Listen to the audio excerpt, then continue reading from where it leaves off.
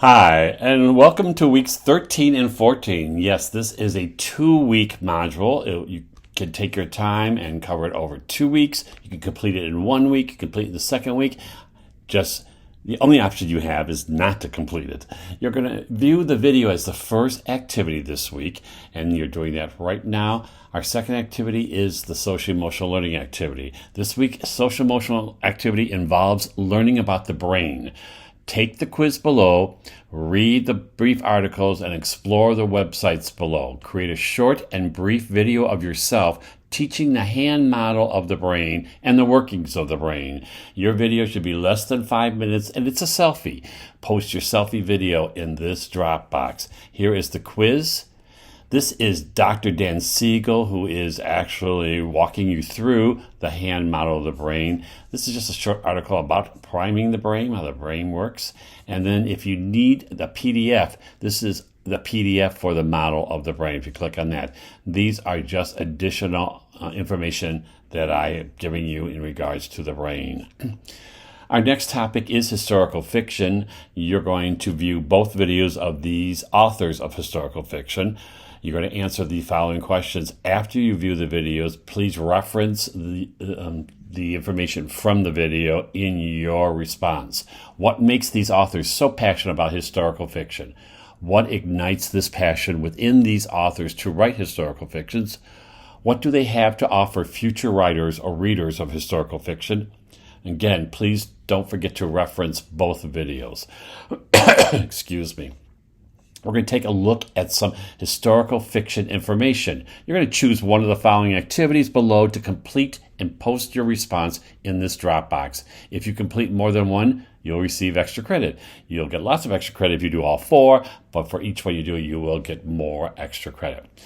So the first idea is to go to the library databases and research one article on historical fiction and children's literature. You're going to read the article, link the article, and provide 5 takeaways that you learned from that article. Or you can create an annotated bibliography of 10 historical fiction books, picture or chapter books, doesn't matter, or both, you could do both. Make sure to include an image of the book and a brief synopsis, and of course, put it in ABC order. Or you can locate a video of a children's book author similar to the previous activity up here, but other than the 2 authors above. Respond to the questions as you did in the previous activity, but also create an additional question you would like to ask the author. Make sure you've posted the video and your responses in this Dropbox. The last idea is perhaps you have a better idea of an activity you would like to try in regards to historical fiction. Use this opportunity to post your idea and your completed activity here. So here are 4 different ideas. You're welcome to pick one of those. If you pick more than one, you will get extra credit. Let's take a look at fantasy or science fiction. You're going to evaluate fantasy or a science fiction book, one from your self-selected virtual library, and you're going to evaluate the quality of that book using information from the PowerPoint and the document below. You're going to post this evaluation in the weeks 13 and 14 Dropbox, which is this Dropbox. This is the PowerPoint, this is the document. Another activity in regards to the topic of fantasy and science fiction, you're going to have another choice. You're going to complete the required readings and respond to one of the following questions from the Campaign for Shiny Futures or Musings of a Diverse World article. Post your response in this week's Dropbox. So in Deidre F. Baker's article, Musing on a Diverse World, she discusses how there's an absence of racial and cultural diversity in the protagonists of fantasies and in the cultural imagery employed by fantasy authors.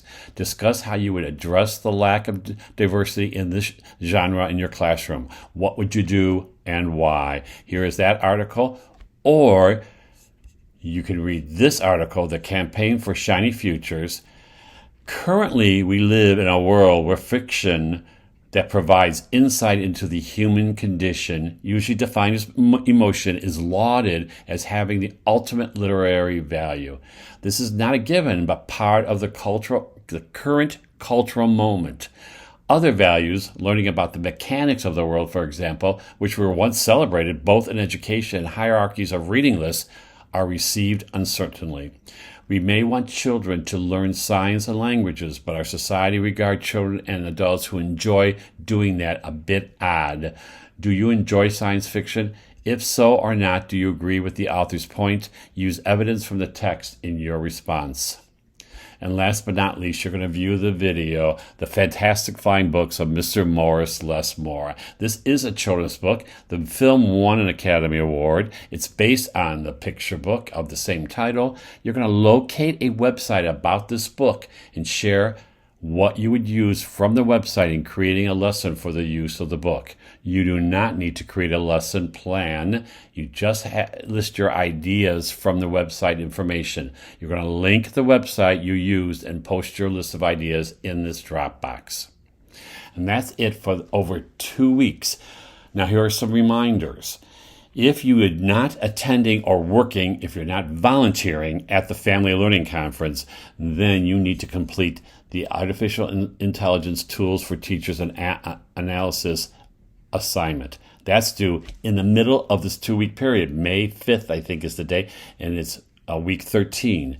Now, if you are going to work at the Family Learning Conference, then you will write a reflection about what you did at that conference, how it went. How did you think it was? Do you think it was successful? You might want to comment on maybe things that students told you or said to you about the conference along the way. There's much to write about, and so what I'd like you to do is write a reflection, and that's due at the end of week 14. Your self-selected virtual library is due then. And don't forget, in your library, you're going to actually establish bookshelves for each of the 8 genres that we have worked on over this semester, and you're going to put your 3 books or more in each of those on those shelves in Google Books. And then you're going to create a screencast. And in your screencast, you're going to talk about things like which was your most favorite genre, which might be your least favorite, which one might you want to use in your classroom, what books do you want to use. 2 minutes in total in your screencast. Week 15, your reader's response blog is due.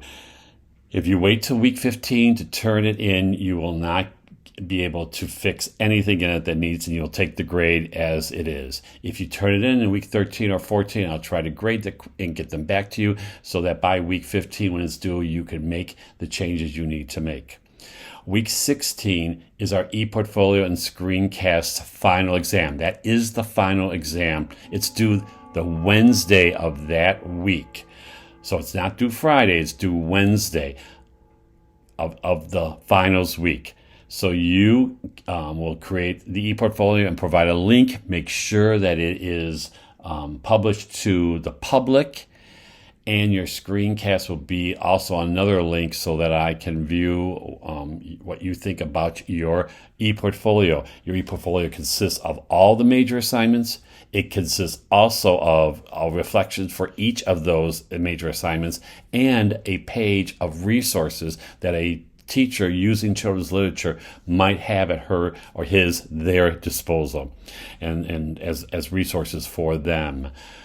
Your screencast is only 3 questions. Which activity was the most challenging? Which was your favorite? And which one best represents you as a teacher using children's literature in the classroom? That's it. You don't need to do anything else. It could be the same activity. It could be 3 different. It could be 2 different. That's up to you. But you do need to make sure your ePortfolio is published to the public so I can see it. Which means if I have a question about it, please keep checking your emails. Do not give up and walk away and say the course is done, the semester is done. If I can't reach out to you and get a hold of you, you will have to accept whatever grade I can give you for your ePortfolio. So please make sure you check your emails on a daily basis, maybe twice a day, to make sure if there's a problem with your ePortfolio that you can solve that and make sure you get all the credit for it. I know we talked about this in class. I'm just reminding you again. I think that's it. Oh, I do have one more thing. If you decide to show your ePortfolio to us in class on the 15th, First of all, you won't have to do a screencast. And second of all, you still have time then to fix it if you see something. And maybe I could give you some feedback on it, and you can then take care of that before you submit for the final grade in week 16. Okay, I think I'm done now.